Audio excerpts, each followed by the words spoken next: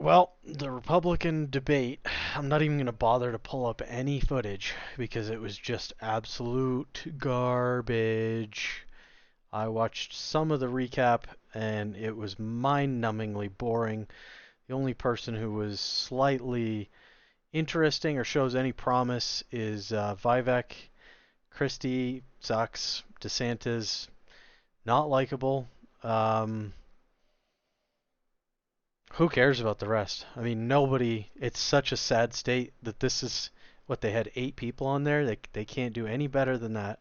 So the only 2 people that are even remotely worth paying any attention to are the guy that wasn't there, who's on X with Carlson, and Vivek, who's talking about an American Revolution. And that's the only thing I'm interested in hearing out of any of these guys because this is so upside down and backwards that that's what we need at the voting booth, a revolution at the voting booth. I'm not advocating for anything beyond that. I'm just saying get them out, revolution style. Let's start over. Let's just get rid of the problems and then come up with a plan to move forward together. Anyway, so there's your Republican debate um, recap. I hope you didn't waste your time watching it because it was just absolute garbage. So, anyway, this was a video that I saw recently, which I absolutely love. Conservatives, in order to be a true punk rocker, you have to be conservative because the conservatives are the ones that are pushing back against the totalitarian narrative. Punk rockers are the ones that are going to push back against someone telling them what to do, someone saying, you can't say that, you can't do this, you have to comply with this, or we're going to punish you, or you're going to lose your job. You think a punk rocker gives a shit? And this was the complete opposite. Conservatives were the establishment 20 years ago. Punk rockers were definitely liberals, not conservatives. And the pendulum has just swung the other way. And here we are with right for right wing. I'll just let the video speak for itself. This is amazing. This out. You know, I realized it's kind of funny. You can't really be a punk rocker and be a liberal anymore. Yeah. Because that has become the establishment. So if you want to be a punk rocker, you by definition have to be a conservative. It's the weirdest thing. And like, you know, I know you're probably going to get all mad and try to defend your point. Like, oh, well, they're Christians. Like, that just makes you the bigot. Strangely enough. Thank you. So, good on all you Christians for being real punk rockers while the world has gone ultra establishment, ultra oppression, ultra government overreach. So, Wow. Yeah, you can't be big government and be a punk rocker. That makes no sense at all. Our side is I love that dude. I want to know who he is. If anybody knows who he is, please send me username. I'm gonna look at the video closer and see if I can track down who exactly that came from because I want to hear more from this dude. But he's absolutely right. He is recognizing the fact that when I was a kid, the Bible was establishment, and people that refused to go to church and refused to believe in it, they were considered on the fringe. This was considered like counterculture. And now, I mean, reading the Bible is counterculture. And you know, not going along with this ultra progressive and saying, wait a minute, like you guys do whatever you want. I'm just not on the forced busing. I'm not getting on the forced busing. I'm not getting on the cattle train that you're trying to get me on and slam the door behind me and take me to the camps where your leather clad officers guard speech and tell us what we can and can't do and beat us if we step out of line. I'm just not doing it. I'm all set. I'd rather commit harakiri than go along with your crap. Just not interested. To each his own. You want to go do it over there, but don't push it on everybody else. That's establishment behavior.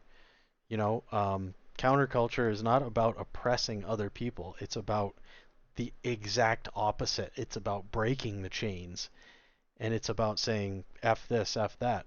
I was definitely more of a liberal when I was younger, and as that party has completely walked away from any sort of values or sanity, they've left me behind. Goodbye.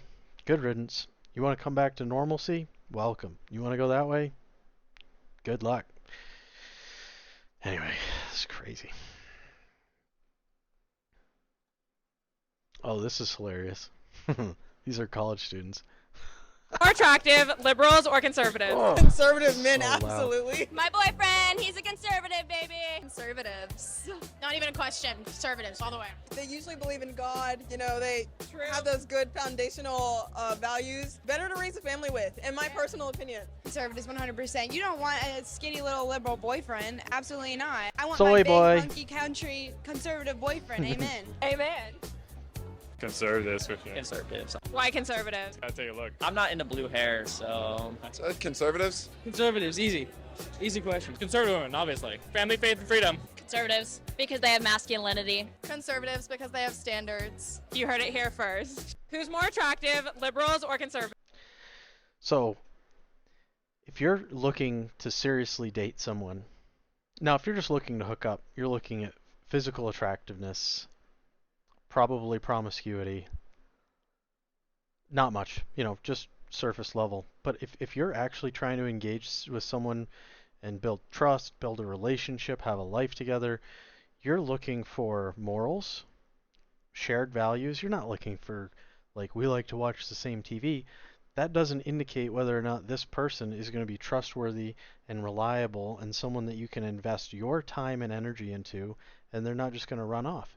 You're looking for someone that has clearly defined values, that stand on their own without you telling them what they need to do and how discipline is important and loyalty is important and having friends and taking care of your family is important.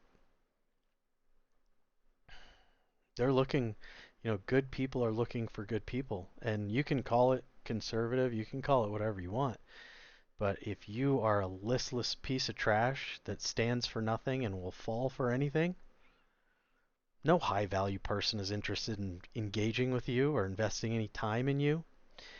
If you treat yourself like trash, other people are going to follow suit.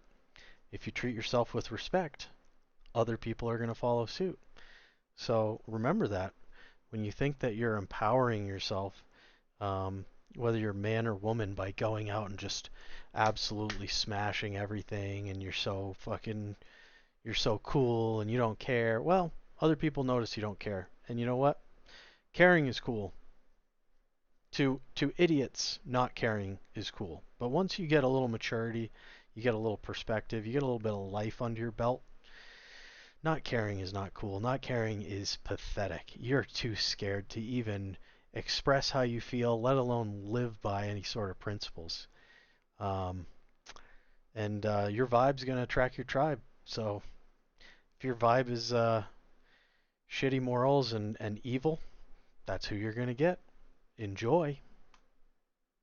Oh, this is Anti-Prophet. He had a nice little, the whole thing isn't useful, but it's a nice prompt. You have something to say that you're not saying. Because if the answer to that is yes, and whatever problem you're dealing with, where you're not willing to tell the truth about it to either yourself or to others, that problem is your fault. I was with my ex-wife for about 4.5 years, and throughout that period of time, I was absolutely terrified of telling her the truth and saying what was on my mind. Because we had a lot of problems, none of which I was willing to address. And because I was unwilling to address them, I spent 4.5 years with someone who hit me, who screamed at me nonstop, who sexually abused me. It wasn't pretty. And you know what the number one realization I had at the end of it was? It was that while she did in fact do terrible things to me, I let those things happen because I wasn't willing to tell her the truth about what needed to change. So do me a favor, don't be like me. Plunge into your fear. Say the thing that terrifies you to say out. So, bravery is not the absence of fear. Brave people that do brave acts absolutely experience the same fear. If you're going into battle, if you're confronting someone that you care about and things might go badly, you are going to have a negative gut reaction and you're going to be like, oh, you're going to, that's instinctual. That's a knee-jerk reaction, involuntary reaction. It's It's just the way things are. Bravery is feeling the fear and continuing forward to do the right thing in spite of the fear, with the fear inside you. Fear will not go away. There's almost no one out there that does not experience fear or trepidation. But if you don't do these things, then you live with perpetual regret every day. So the sooner that you find the bravery inside you to confront your fears, the sooner you can move past living with regret every single day. And this is not related to my love life, but at a workplace that I worked at, there was someone who was taking advantage of the rules, and they were taking naps on the job.